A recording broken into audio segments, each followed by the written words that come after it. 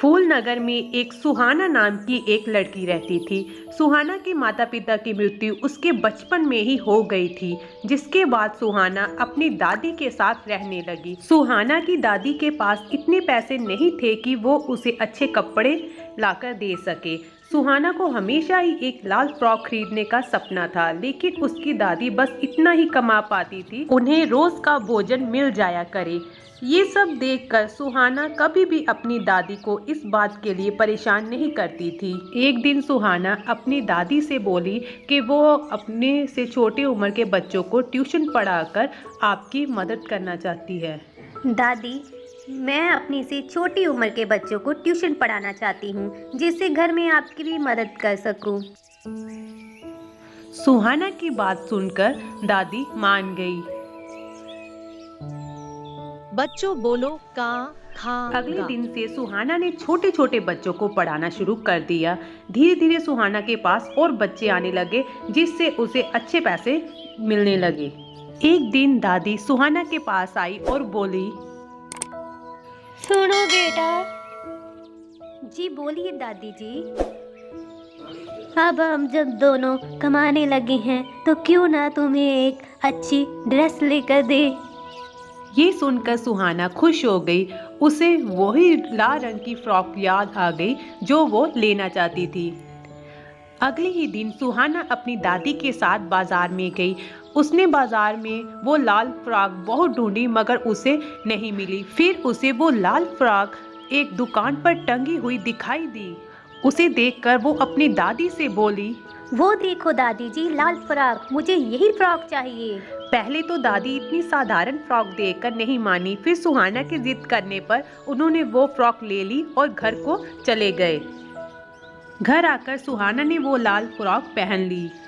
सुहाना बैठकर कुछ सोच रही थी और अचानक से बोली, दादी, मुझे आज बाहर का खाने का मन कर रहा है।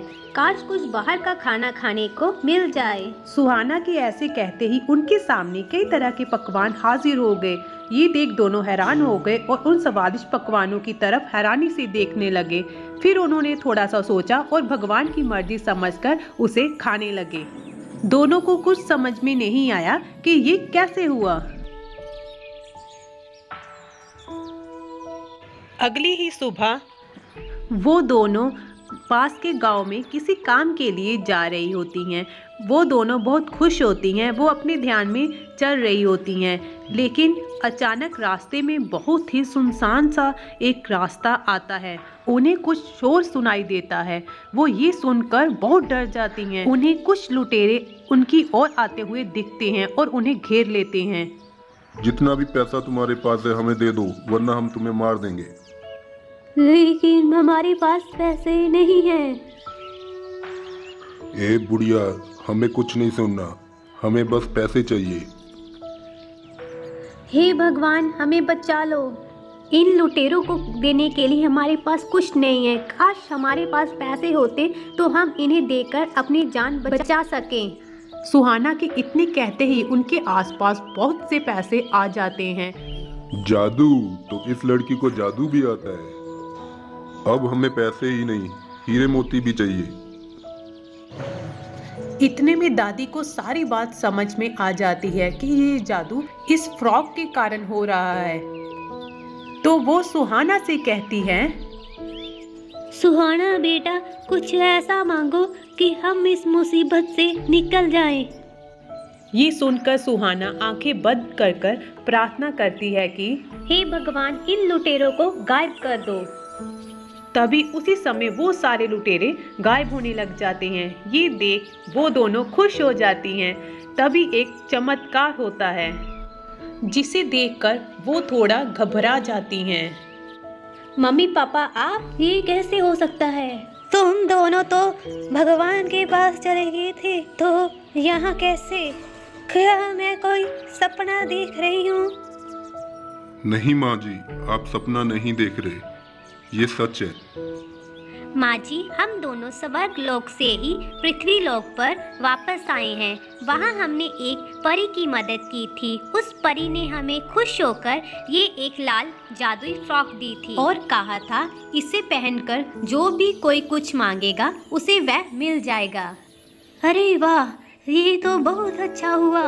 हमने बहुत ही मुश्किल दिन देखे हैं, अब सब ठीक हो जाएगा।